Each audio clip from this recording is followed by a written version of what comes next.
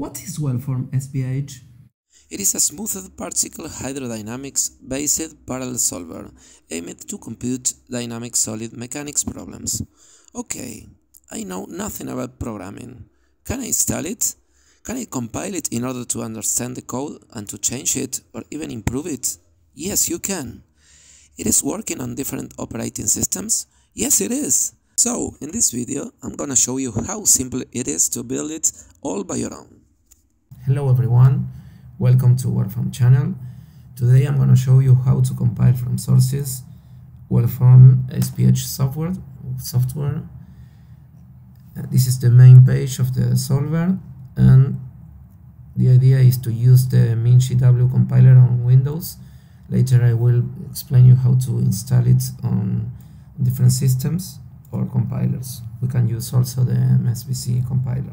So first thing you want to do is to download in this link. I will put you in the description these three libraries: HDF5, Blitz and GSL. By the moment LAPACK is not necessary, which is here. By the moment it's not necessary. So once you have let's say we put it on this directory, and let's say we have this program MinGW binaries once downloaded on this path. Okay, I will save this path and I will save this. Okay, so later we can clone the repo, the repository here, which this link, this is considering you have Git installed. If not, we can go here in the tag and download the last sources.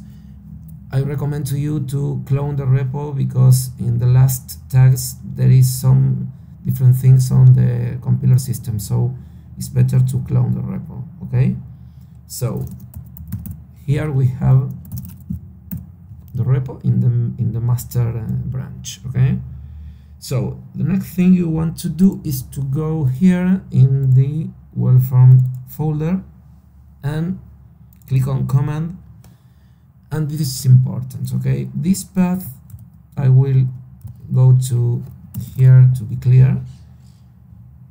We will change the path of the environmental variable PKG, I'm sorry. So we put here, and here are our libraries. Okay, and we can change here this path to the correct path in which you have installed the MinGW 64 binaries. Okay, and this is our repo path, which is this. Okay, once you have added to the path the MinGW 64 binaries, and we have set these two environmental variables, SPH and PKG, you can copy this, and the next thing you want to do is to open a CMD folder window, I'm sorry, and we can create another folder. Let's say Weldform bin, since Weldform binaries. Okay, so cd Weldform bin, you will enter to this folder, and you right click on the Windows, and you have set the binaries, which is this. This is showing us that GCC compiler is already installed and is asking for files to compile. So the link is correct. If we put this, let's do it again, and do not set these environmental variables. We go to the cd Weldform bin and GCC. Okay, I have already set on the path, but is set by default in my case, but if you put this, Windows will not recognize the executable. Okay, so you have to, the last step is to download CMAKE. This is the link I will put in the description. So last release you can download here and add it to the path in order to recognize when you install on Windows. Be careful to put the path of the executable. Okay, so again we open a new window, so you can check the environmental variables on Windows by the percentage and SPH,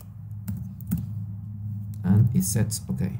So you will put then CMAKE dot / and Weldform. Okay, and here you will put -G, open these commas, and puts min with M caps GW, make files with the first term, and finally we can put this CMAKE. This is optional, this step. CMAKE build type release, and if the path is correct, it will find the GNU folder, and this is expected. Here is finding the BLAS and LAPACK libraries, which are not downloaded. And finally we can put MinGW make, and you can put here -G 4 or 6 depending on your processors, on your cores. Okay, this is compiling already, and you will create the Weldform executable. It's taking a little bit, and this is creating the examples also. So here are the executables. If we go here to the folder and Weldform BIM, this is the executable we are trying to compile. We are compiler already. So in order to test the solver, you can go to the examples, the folder, Weldform examples and input, and we can put the cantilever beam for example, and back here, and we can paste it. We clean the windows and Weldform cantilever.json. This is an input file and it's running very fast. Okay, so that is all. Any question, please ask it to the page, and I will glad to answer you. So I hope you can use this, and see you on next video. Bye bye.